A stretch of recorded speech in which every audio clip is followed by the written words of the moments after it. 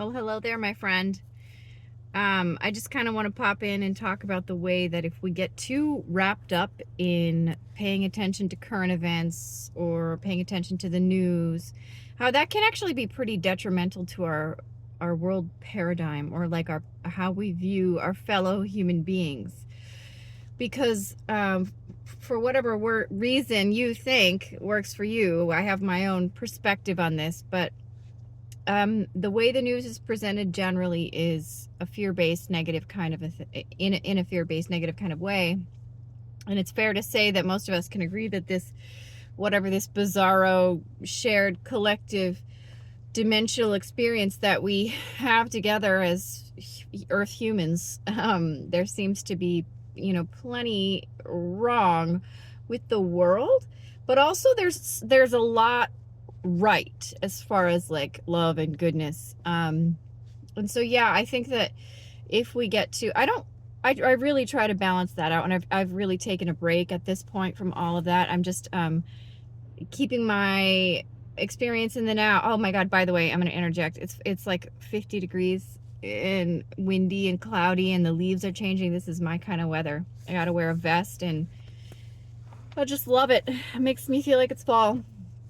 But really getting back to our actual direct experience is where the good stuff is. It's where you start to see the beauty in others. I went to this wedding last night, and my husband and I were chatting with this other couple that was like in their 70s for a while, and really just sweet, beautiful, good people.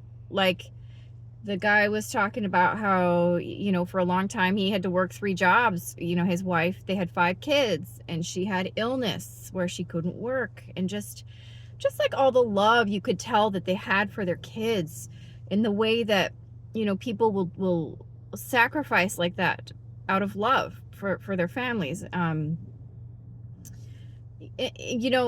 Seeing, I'm going about to just seeing people smiling, just, I think, pulling out of that world that's presented to us, whether it's TV, newspapers. Who the hell reads the newspaper anymore, Leah?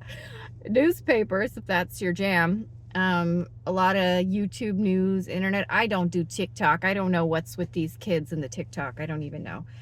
But whatever way that you get your information about the world, really balancing that out. I've been doing this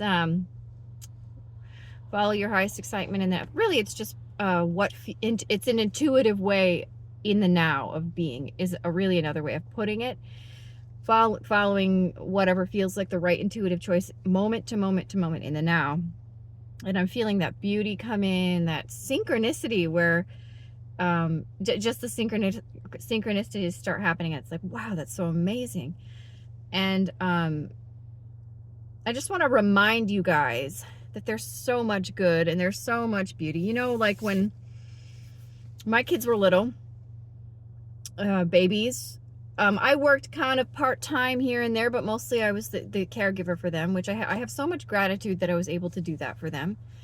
And my husband worked a lot.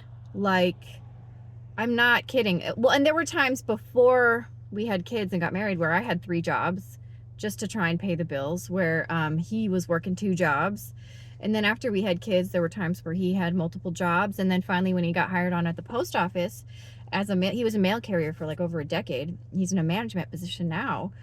But while he was carrying mail, it was like, you don't really have agency over your schedule.